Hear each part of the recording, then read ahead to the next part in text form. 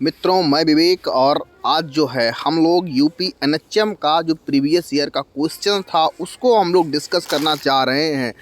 देखिए, शुरू करते हैं बिना टाइम गंवाएं। क्वेश्चन नंबर फर्स्ट क्या कहता है?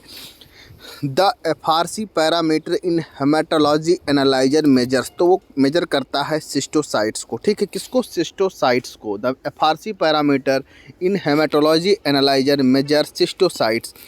What are the marking present in WBC pipette. WBC pipette पर जो मार्किंग प्रेजेंट होती है तो होगा सेकंड ऑप्शन 0.5, 1.0 और 11। ठीक है, 0.5, 1.0 और 11। Which colour does the nucleus of neutrophil with Leishman stain appear. ठीक है, which colour does the nucleus of neutrophil. तो जो न्यूट्रोफिल का जो न्यूक्लियस होता है वो लीसमान स्टेन से कौन सा कलर देता है? तो देगा डीप पर्पल। ठीक है, कौन सा कलर देगा? Deep purple. इसका सही आंसर होगा डीप पर्पल। अगला क्वेश्चन है the azurophilic granule of neutrophil is acquired तो एट प्रोमाइलोसाइट स्टेज। ठीक, the azurophilic granule of neutrophil is acquired at promyelocyte stage. ठीक है, फिर देखिए अगला क्वेश्चन है छोटे रक्त फैलावों के कितने क्षेत्र को टावल से पोंछकर प्रबंधित किया जाता है? तो 10 सेंटीमीटर तक। कितने तक? 10 सेंटीमीटर तक। अगला क्वेश्चन है all of the following statement are false about lymphocyte except. तो कौन सा स्टेटमेंट जो है फॉल्स है? तो उसमें ए वाला ऑप्शन फॉल्स होगा। All the function of B lymphocyte is cellular immunity. तो जो सेलुलर इम्यूनिटी होता है वो टी लिम्फोसाइट वाला होता है, और जो बी लिम्फोसाइट का जो फंक्शन होता है वो होता है ह्यूमोरल इम्यूनिटी का। ठीक है, किसका? ह्यूमोरल इम्यूनिटी का होता है। ठीक है, the cell which prevent the clotting of blood inside the blood vessel of secreting heparin is. तो बेसोफिल। क्या होगा? हिपेरिन। तो the cell which prevent the clotting of blood vessel by secreting heparin is. तो इसका होगा second option, answer होगा basophil. ठीक है, और देखिए which of the following cell play a key role in host defence mechanism and immune regulation. तो इसका सही ऑप्शन होगा मैक्रोफेज। ठीक है, macrophage. Which of the following cell plays a key role in host defence mechanism and immune regulation. तो macrophage. अगला question क्या कहता है? Which cell play in allergic and anaphylactic reaction. तो इसका जो सही आंसर होगा वो होगा बेसोफिल।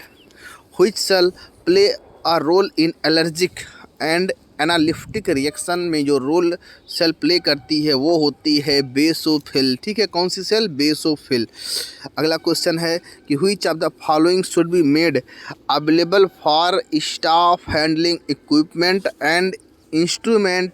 तो स्टैंडर्ड ऑपरेटिंग सिस्टम। क्या होगा? स्टैंडर्ड ऑपरेटिंग सिस्टम होगा। Which of the following should be made available for staff handling equipment and instrument.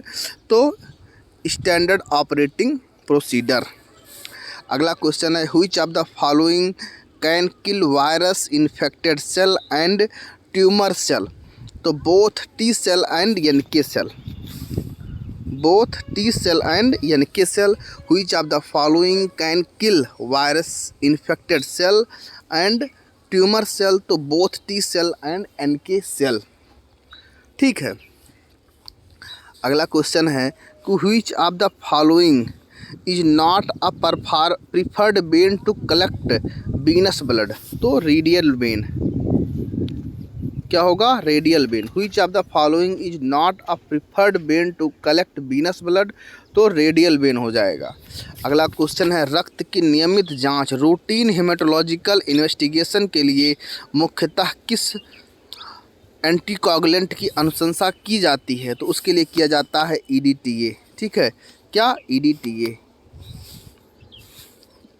अगला क्वेश्चन है left shift in RBC histogram is seen in iron deficiency anaemia. Left shift in RBC histogram is seen in iron deficiency anaemia.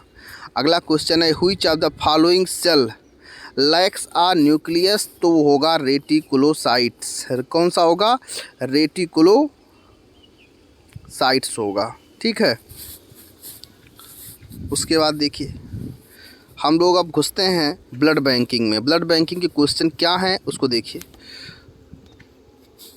Question number first क्या कह रहा है कि what is the storage temperature for whole blood red cell in a blood bank. तो 2 से 6 degree centigrade. हम लोग whole blood को 2 से 6 डिग्री सेंटीग्रेड पर उसको स्टोर करते हैं। तो कह रहा है what is the storage temperature for whole blood red blood cell in a blood bank. तो 2 to 6 degree centigrade. RH incompatibility occurs when जब RH negative mother carries RH positive foetus. ठीक है, तो RH इनकम्पैटिबिलिटी अक्कर्स व्हेन जब RH negative mother carries RH positive foetus. RH incompatibility occurs when जब RH negative mother carries RH positive foetus. ठीक है, अगला question कह रहा है कि all the following are technical error causing false negative reaction except. तो इसका होगा not using appropriate serum to cell ratio. ठीक है, not using appropriate serum to cell ratio. अगला क्वेश्चन है यदि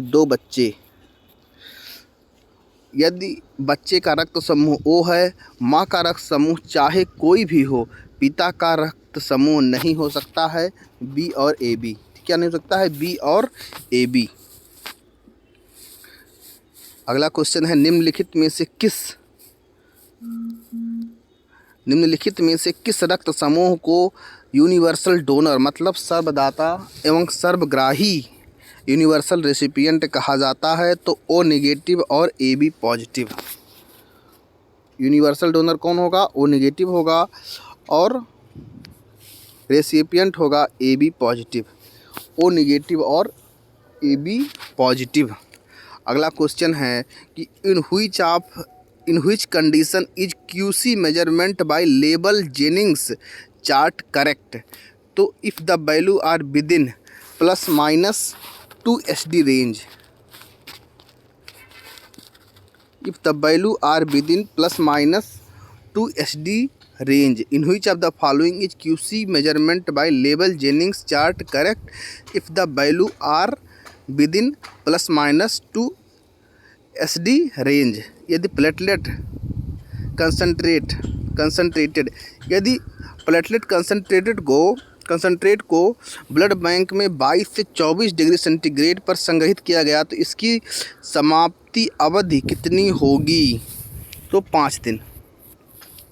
यदि प्लेटलेट कंसनट्रेट को ब्लड बैंक में 22 से 24 डिग्री सेंटीग्रेड पर संग्रहित किया गया हो तो इसकी समाप्ति अवधि कितनी होगी?